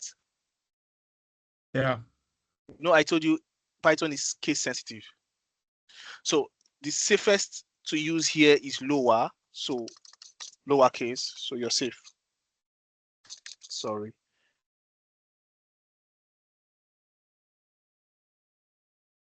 So even if I put it in caps lock, happy. Yay, dance party. Any other question? What about if you don't put whether upper or lower? Either one should run, right? So you're talking of if we do something like this. So let me just copy this, Ctrl A, Ctrl C, and do this. So let's go here, go here. Let's just delete this. Now let's run this. So now, happy. Tell me more. So in this case, if I run this, I have to use small letter happy before it gives me the answer. So literally, what that dot lower does is that it automatically makes any input you put there lowercase. So that's what it does. Beautiful, beautiful, beautiful, beautiful. That is what it does. Literally, that is what it does. It makes it lowercase. Okay. And that's why I put it here. Makes lowercase. Why does upper not make every other one upper and then impute the correct result? No. Look at it here. I said mood equals to happy.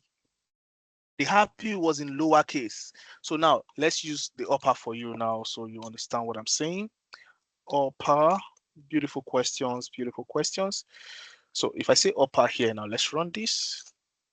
Now, if I put upper HAPPY, tell me more.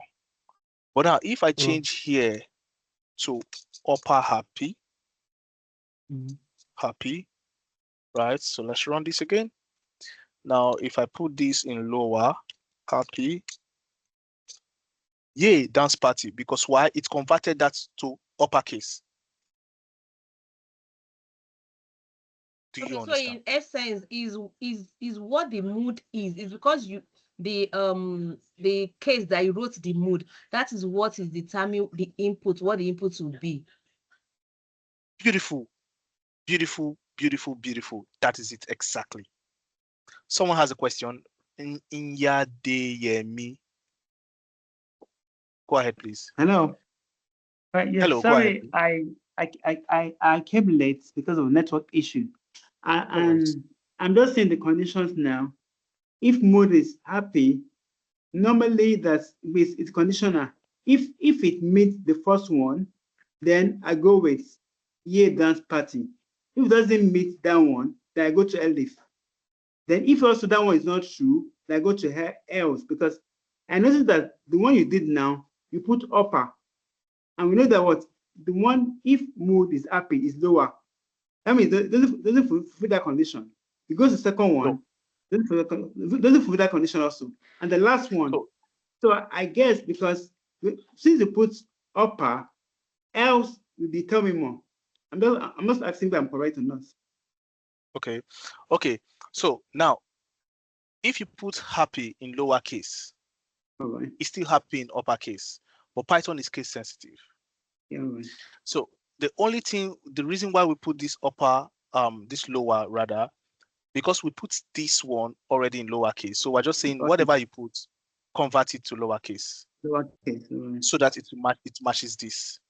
The same thing for here, whatever you put, convert it to uppercase so that it matches this. So automatically it meets this condition, whether you like it or not from here. This line of code makes it meet this condition.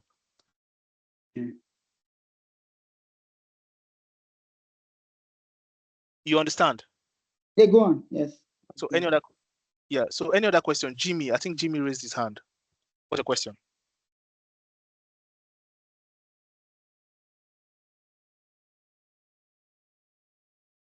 I didn't know.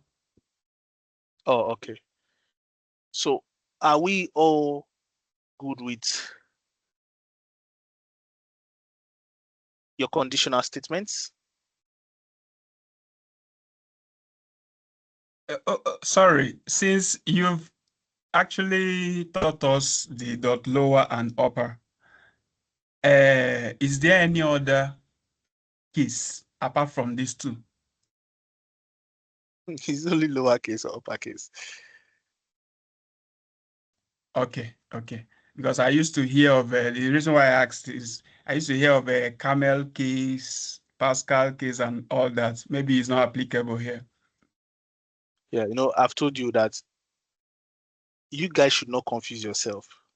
I used to always say it. Where people get it wrong, where people try to turn their brain, is you want to learn Python generally, right? Which is a good thing. But I did that on my own after learning Python for data science and data analytics. So if you want to start going deep, right? If we start going deep now, trust me, everyone here will just log off immediately. Because there are so many things you can do with Python. So we are just focusing on what you need for your job. Though this is just the basics, but when we start going into Python for data analytics, where you start using libraries like Pandas, Plotly, and the rest of them, NumPy, then you get what I'm saying. So I'll urge you guys to just focus on this. When you get the job first and learn it, to start making small money for yourself before you start thinking of how to confuse yourself with more things. Right?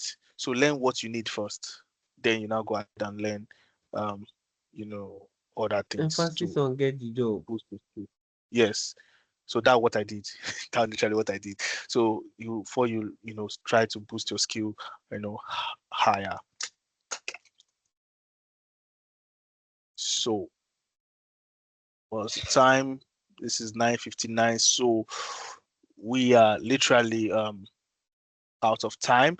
So we'll continue on Saturday by 8 p.m. We'll continue, but we'll start with the while loop and the for loop. So we'll go to loops where we'll see for loops and while loops. So I really hope you guys enjoy this session, and maybe I'll drop like a short assignment on the Python challenge channel on Discord. I'll drop a short assignment, so then I'll go through the assignment before Saturday, so you guys can do that assignment. It will be a simple assignment, so you guys can do the assignments, and I will go through it before Saturday, and we look at the correction to those assignments, and before we now move into the next topic, which is loops, like for loops and while loops. All right. So, any other question before we call it a day? Yeah, we're submitting the assignment. Yes. So it will be Okay, submitted drop a link to. over. Yes, I can drop a link for that. But I would like everything to be within the community. So we'll find a way of doing that. I'll discuss with them, Cefiat, on how we can do that, so that everything will just be within the community. It won't be outside. Right. All right then. So yeah, sorry, please. Sorry, yeah, how go did you bring ahead. out the emoji? So on your computers, so depending on your computer, if you're using a Mac, if you're using a Windows, on your keyboard you have where you can bring out your emojis. But if not, you can go to Google, just type the emoji you want, you copy it and paste it. Simple. Okay, okay, thank you. Yeah, so if you go to Google, for example, you type happy emoji, sad emoji, birthday, party emoji, blah, blah, blah. It all comes out. Just copy it and paste it. Simple. All right, so any other question before we call it a day? This is already 10. Okay. Nice having you guys. We are almost 50, I think up to 50, 48 to 50. So that's a good one. Yeah, so see you guys in the next class, Saturday, 8 p.m. Have a nice day, guys. Thank you very much. Yeah, you're welcome. Bye. Thank you Thank so you, sir. much. You're welcome. Night. You're welcome. Thank you. Bye. Thank you so much. You're Bye. welcome. Bye. So much. Thank you. Nice one. Thank you. Welcome. You're welcome. Thank you, sir. You're welcome. You're welcome. Thank you very much. To have another session. Of course, it's going to be